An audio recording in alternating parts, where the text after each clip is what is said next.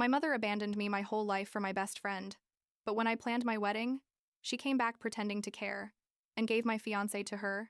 Now they're back begging, and I sent them straight to jail. I'm 27 years old. I work in human resources for a pretty big company and I make good money. Honestly. And I need to tell this story because what happened to me a few months ago literally turned my life upside down, and I'm still processing how the people closest to me could do something like this to me. I guess I should start from the beginning. When I met Ryan like 3 years ago, although looking back, I should have seen the red flags from the start. You know what I mean? Ryan was 21 when we met. I was 25. And he worked at a bank. Well, works. Like some entry-level position. Nothing special, but he always acted like he was a manager or something. A mutual friend introduced us at a party, and he was handsome, charismatic, knew how to say the right things. You know, that type of person who makes you feel special when they pay attention to you. We started dating, and at first everything was amazing. I mean, there were those little moments where I'd pay for dinner because he said he was short on money that month, or when I covered the vacation because his card supposedly didn't go through, but I thought it was normal. That sometimes you have to support your partner when they're going through a rough financial patch, right? What I haven't told you yet is about my mother, Margaret, who's 49 years old and has basically been the source of most of my emotional problems for as long as I can remember. My dad, David, left when I was a baby, like he hooked up with someone in college, and when my mom got pregnant with me, he literally said he wanted nothing to do with it and disappeared. I never met him. He never looked for me. Nothing. So my mom raised me alone. But not in the loving way you'd expect, but rather with resentment. Like I was the reason her life got ruined. Like it was my fault that my father was an asshole.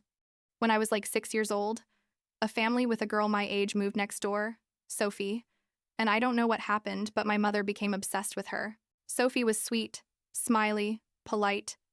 Everything my mother wanted me to be, I guess. And from that moment on, my mom basically adopted her emotionally while treating me like I was a nuisance. I'm not exaggerating. I mean, Sophie ate at my house more than at hers. My mom went to all her school events but missed mine, bought her expensive gifts while giving me the basics, constantly compared me to her, telling me why I couldn't be more like Sophie. And the worst part is that Sophie and I were best friends. So I couldn't even get mad at her because technically it wasn't her fault that my mother was like that.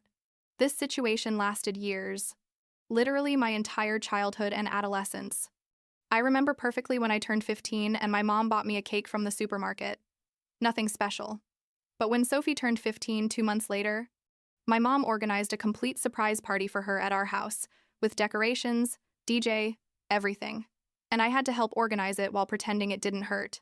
When it came time to go to college, I worked part-time throughout my entire senior year to save for tuition because my mom said she couldn't help me financially. But then I found out she was giving money to Sophie for her college expenses because Sophie's parents were supposedly going through financial problems. So anyway, I went to college, got my degree, started working, and basically cut contact with my mother for years. It wasn't dramatic or anything. I just stopped calling her, stopped visiting her, and she didn't make much effort to maintain contact either, honestly. Sophie also distanced herself from me a bit after college because everyone was doing their own thing. She was studying graphic design or something like that, and although we were still friends on social media and talked occasionally, we weren't the inseparable best friends from before anymore. Then Ryan appeared in my life, as I already told you, and after 2 years of dating, he proposed to me. Honestly, I wasn't super excited. I mean, I loved him and everything, but there was something that didn't quite convince me. I don't know if it was that he was always a little too interested in how much I made, or how every time we went out I ended up paying, or that his future plans always involved my money somehow.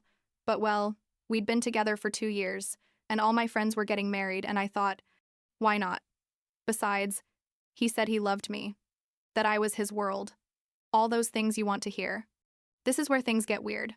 I mean, start to get weird, because I still haven't gotten to the truly horrible part. When I announced the engagement on social media, my mother, who had gone years practically without talking to me, suddenly called me super excited, crying, saying she was so happy for me, that she wanted to be part of the wedding, that we'd been distant for too long and this was the perfect moment to reconnect. I, like an idiot, thought that maybe finally my mother had matured, that maybe, after all these years, she had reflected on how she had treated me and genuinely wanted to fix our relationship, so I accepted. We started planning the wedding together. My mom, Ryan, and me. It was weird at first because it had been so long since I spent time with her, but she was being so nice, so involved, helping me choose the venue, the dress, the flowers, everything. We planned this beautiful wedding, magazine type, with the ceremony in a gorgeous garden, reception in an elegant hall, honeymoon in Italy because I had always dreamed of going to Italy. Ryan seemed excited too, although looking back I realize he was more excited about the expensive details than about, marrying me specifically. About 2 months before the wedding, Ryan started acting weird. Like, he wouldn't respond to my messages for hours, sometimes days. He always had excuses about being busy at work or with his family. He'd cancel our dates at the last minute, and when I saw him he was like distracted, with his phone in his hand all the time, smiling at the screen. I'd ask him what was wrong and he'd say nothing. That he was stressed about the wedding, that it was normal to have nerves, and I believed him because, well, who doesn't get nervous before getting married? But then something happened that I still can't believe when I think about it. I was at home one Friday night, watching Netflix, scrolling through Instagram without thinking much, and suddenly I see a photo that Sophie had posted literally 5 minutes before. It was a photo of her in a wedding dress. Not just any wedding dress. The wedding dress that I had chosen. The exact one, the same brand, the same design, everything. And next to her was Ryan. My Ryan in a suit smiling, and the caption said something like, "The happiest day of my life, married to the love of my life," with a bunch of heart and ring emojis. I couldn't breathe. I literally felt like I was running out of air. I kept scrolling desperately through her feed, and there were more photos of the ceremony, of the reception, of the cake. And it wasn't just that they had gotten married, it's that they had used all my wedding plans, the same venue I had reserved, the same flowers I had chosen, the same decorations, even the same photographer, and all the guests in the photos seemed to be super happy, celebrating like this was the most normal thing in the world. I sat there in shock. I don't know how long, like my brain couldn't process what I was seeing. I tried calling Ryan like 20 times. All the messages were marked as delivered but not read. I wrote to Sophie asking her what the hell was going on, and she immediately blocked me. And then, as if things couldn't get worse, I received a message from Ryan, a text message. He didn't even have the guts to call me, that said, "I'm sorry, Emma. I realized you're not the person I want to spend my life with. Your mom introduced me to Sophie a few weeks ago and we fell in love. She's everything I always wanted. I hope you can be happy for us. Don't try to contact me." Can you believe it? My mother, my own mother, had orchestrated all of this. While I believed we were reconnecting, while I thought we finally had a normal mother-daughter relationship, she was planning how to steal my fiancé and give him to Sophie, her favorite daughter, the daughter she always wanted to have instead of me. And the worst part, the absolute worst part, is that they had used all my plans, all the details I had spent months choosing, as if my wedding was just a template they could copy and paste for their happiness. The next day I saw more photos on other people's social media who had been at the wedding, because it turns out Sophie had invited basically all our mutual acquaintances, people who knew I was engaged to Ryan, and everyone had gone like nothing, as if this was totally normal and acceptable. There were photos of Ryan and Sophie cutting the cake, dancing, kissing, and in all the photos, they looked radiant, happy, in love, while I was at home emotionally destroyed trying to understand how my life had fallen apart in 24 hours.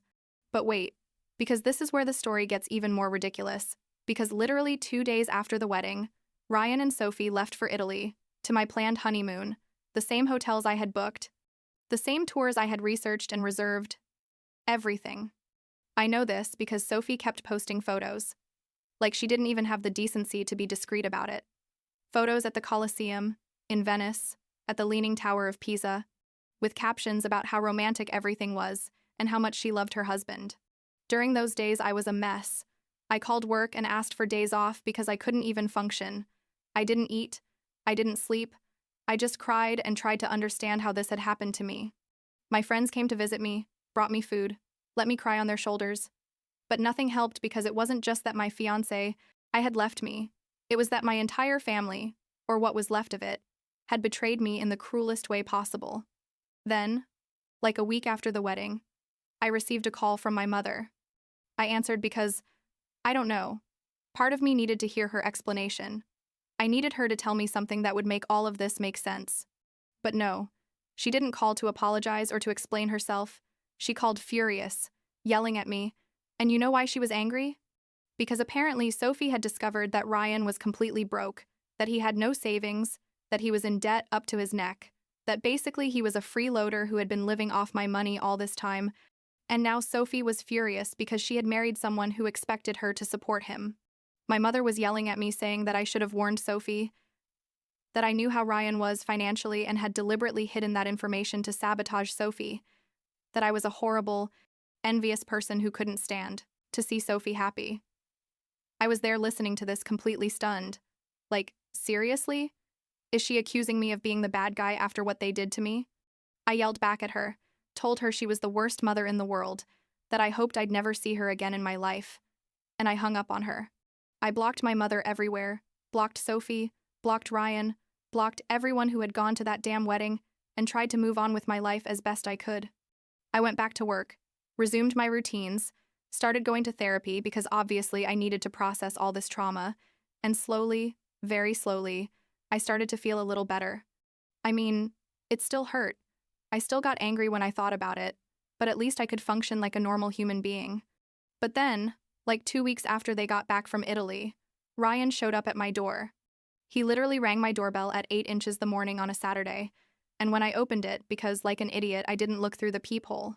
First, there he was, with red eyes, he'd clearly been crying, with wrinkled clothes, and before I could close the door in his face, he started begging, saying he had made the worst mistake of his life, that he loved me, that Sophie turned out to be a nightmare, that she was controlling, that she treated him badly, that he wanted to get back together with me, that please forgive him, that he would do anything.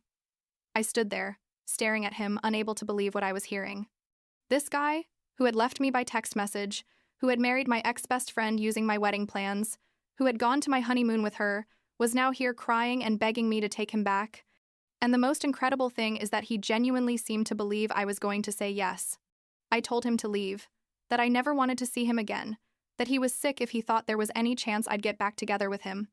And I closed the door while he kept yelling from outside that he loved me and needed me. 2 hours later, I received another call from my mother, but this time the tone was completely different. She wasn't angry anymore.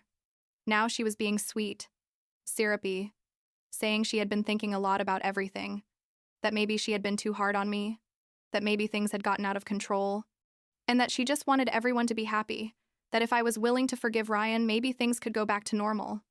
I immediately realized what was happening. Ryan had run to her after I rejected him, probably crying, and now she was trying to fix her mess. I told her exactly what I thought, without filters, without worrying about her feelings.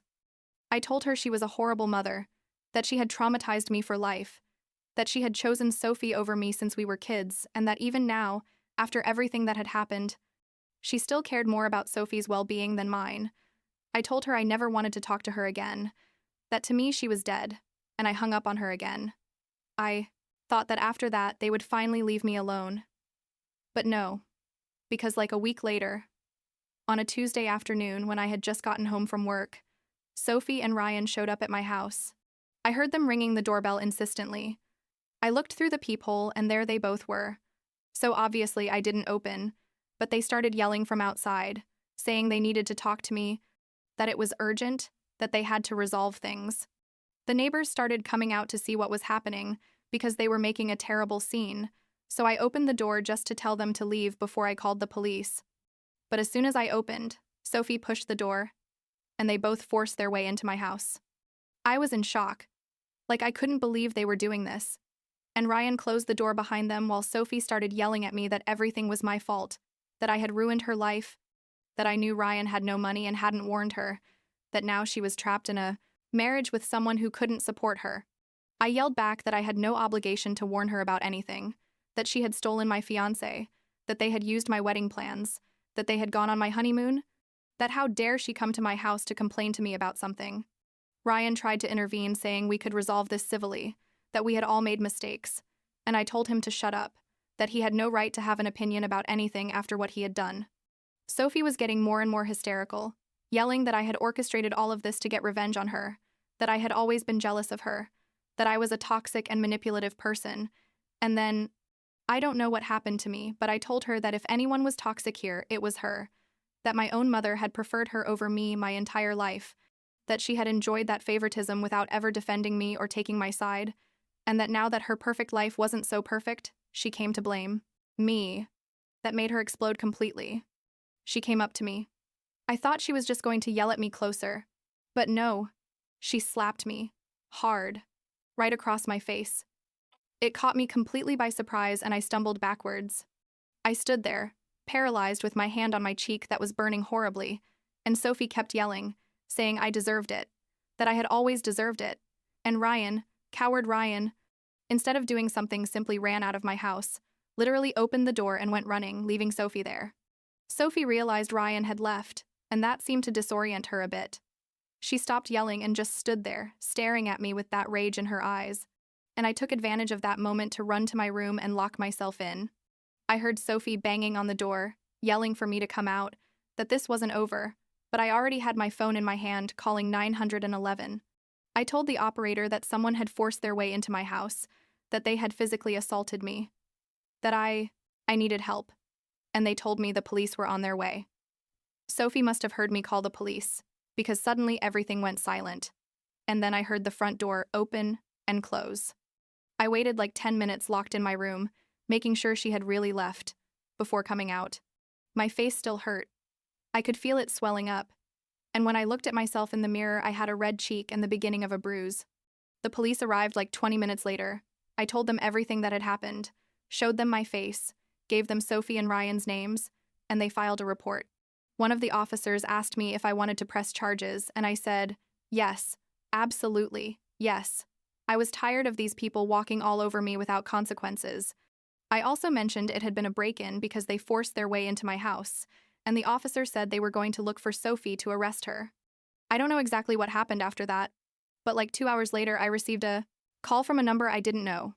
I answered, and it was my mother, apparently calling from someone else's phone because I had her blocked, yelling at me that the police had just arrested Sophie, that how dare I get her in legal trouble, that I was vindictive, resentful, that I was destroying Sophie's life out of pure malice. Something in me broke at that moment.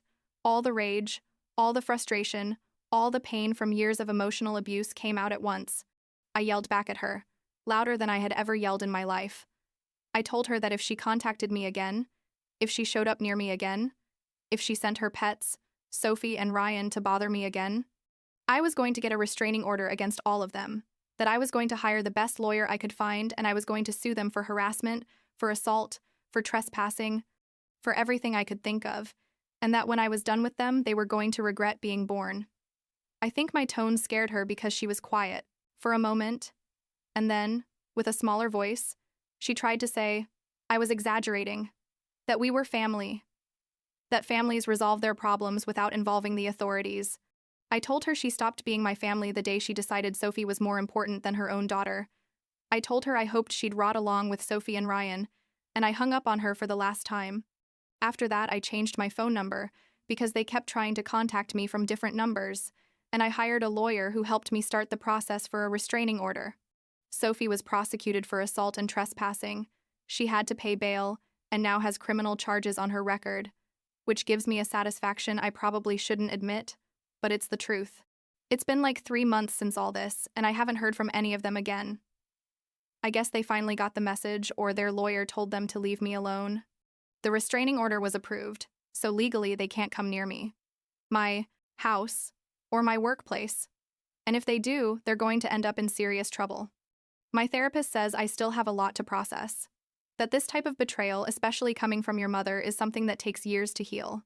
And she's right, because there are days when I still wake up angry, days when I can't believe all this really happened. But there are also good days, days when I feel strong, days when I realize I'm better off without any of them in my life. Last week, my real best friend, not Sophie obviously, but a friend from work who supported me through all this, asked me if I would ever forgive my mother, if I could ever have a relationship with her again. I told her I honestly didn't know. That part of me understands she has her own traumas and problems that made her be like that, but that doesn't excuse what she did to me. and that for now I need to focus on healing and surrounding myself with people who genuinely care about me. And that's enough for now, I guess.